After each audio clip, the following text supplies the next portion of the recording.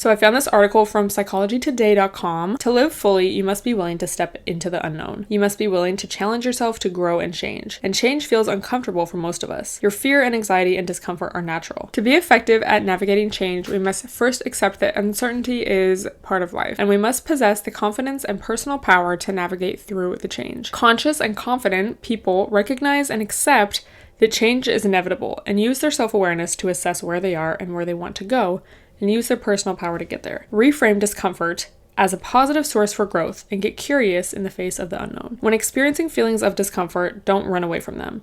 Instead, embrace whatever comes up and acknowledge that it is a natural human reaction. I also posted something like that on my story, and this is something I have talked about here and there, but it's a little unfortunate that we have to accept being uncomfortable, or maybe even like fear or anxiety, in order to grow and make our lives better, or like to get more in touch with ourselves. That's where the growth happens, you know? And I just feel like that's such a huge reason why so many people don't do the things that they want to do. For a lot of people, starting is the hardest part, because just overcoming that first hurdle of like, this is new, this is scary, I'm gonna feel stupid, like I'm gonna look stupid, especially when you have years of telling yourself that, or other people telling you that.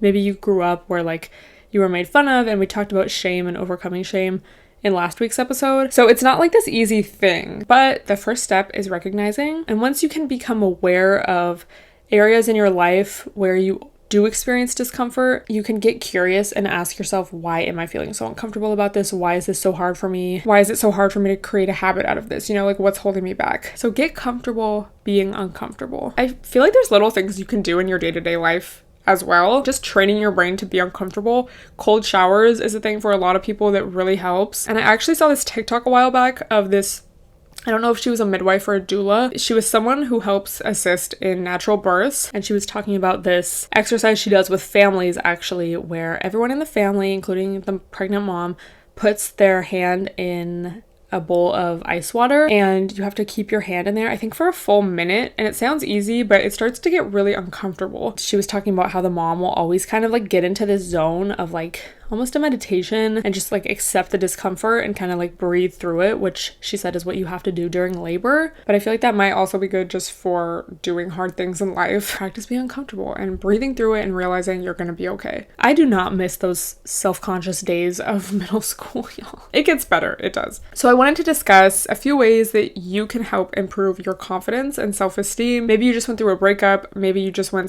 through something hard, like I don't know, a job rejection. Maybe you've been going through it recently, you need to get back on your feet. So these are just some things that may help. And I also asked you guys on IG, so I'm going to be reading some of those answers as well. The first thing is mindfulness and how you talk to yourself. I know when I have PMS, I will get in this evil mindset. So if you find yourself in this thought loop of just being really negative, whether it's towards yourself or about your life, or you know when your brain just really tries to stress you out so hard. That also can happen to me if I wake up in the middle of the night, or sometimes if I have trouble falling asleep, my brain just starts thinking of all the worst possible case scenarios for everything in my life. Having the awareness, sometimes it's easier than others. Take a breath, take a step back and be like, these are just thoughts, this is not real. I understand why I may be feeling like this. You know, whether it's PMS or you are experiencing stress in your life, you have something stressful coming up, it's like your brain's way of protecting you. Just go into your magical fantasy world of good thoughts. Another important way to raise your self-esteem is to embrace the positives. I've talked a lot about toxic positivity and how we can't think our way out of experiencing quote unquote bad emotions. I actually just put this book on hold at the library about toxic positivity, and I've never really read a book about that specifically, so I'm so excited. I will definitely be sharing with you guys when I read it, when it's available. I do think there's something to be said, you know, when you are in that negative frame of mind, again, especially if you're PMSing, like, it's like I need to like slap myself in the face and be like, bitch, like shut up. It's not that bad. Like you need to stop stressing. Practicing gratitude and focusing on positives can be so helpful. There's that journal, the 5-minute journal. I do have it. If you're trying to get into journaling or want to practice more gratitude in your day-to-day life, it's a great tool for that. You just do a little bit in the morning and a little bit at night, and you write down things you're grateful for, intentions, and then like 3 good things that happened at the end of the day. So you don't need that journal to do that, obviously, but you know, just taking some time at the end of each day or even the beginning of each day to express a few things you're grateful for, and maybe even things that you're grateful for about yourself, really does make a difference if you are trying to get out of that just toxic cycle. You know, if you're trying to show yourself some more love, get your confidence up. It really does help. I would also really recommend making a list of things that make you feel good. There was that tweet going around, I don't know if you guys saw it, but it was like, oh, I don't want to hear about your icks, tell me your yums. But this also, again, if you are in that negative mindset, this is also something that can really help. And also looking over that list once you complete it and asking yourself how you can incorporate more of these things in your day-to-day life. If one of your things is candles, it's like, okay, do I have candles on hand now? I love when it's raining out. Okay, if it's not raining out, let's play some rain, white noise, raindrops in a forest, 10 hours, no ads. Also, don't be mad at me, y'all. Don't shoot the messenger, but exercise really does make you feel so much better. Have you ever been in a fucked up mood and you force yourself to go on a walk and you just feel so much better after? That's because of endorphins. And when you're walking, this is like my favorite fact. I think about it every time I walk. When you're walking, your eyes are doing like little rapid movements from side to side. That's why when you walk, your vision is steady and it's not like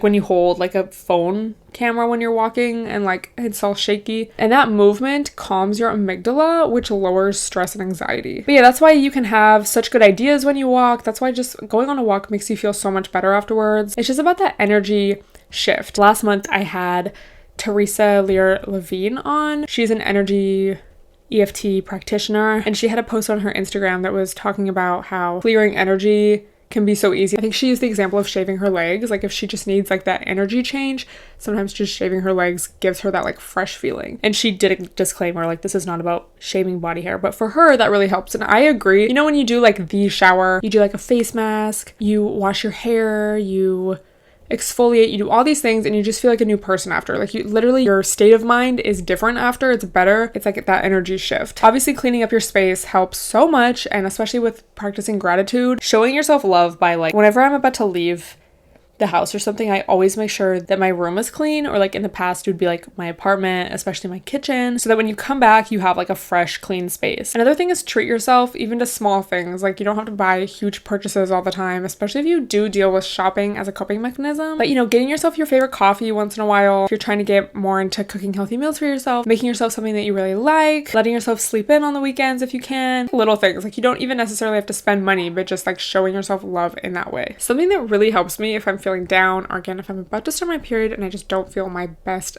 confident self, is looking at old pics of myself or old snap memes, old stories where I was hot, you know, and it's like, oh yeah. Either it's like, oh yeah, I forgot like how hot I was, or it's like, oh my god, I forgot like how fun that was. Oh my god, like I am capable of having a good time in my life. It sounds like, oh my god, so dramatic, but I feel like there's a lot of truth to that. You know, when you're in a bad mood, it's hard to see anything positively. So anything you can do to kind of snap yourself out of it. And then of course, therapy. And I did just want to remind you guys, if you do have like almost chronic confidence issues or low self-esteem, a lot of that comes from very deep rooted beliefs, you know, just something a little bit deeper. So obviously these tips are like fun and fresh and can obviously help you. But if you're just always feeling down and whatnot, or just always feeling like shitty about yourself, that's definitely worth looking further into. And yeah, you can like shave your legs all you want, but it's like you have to really get to the root of the problem, or of the belief, should we say, to overcome it.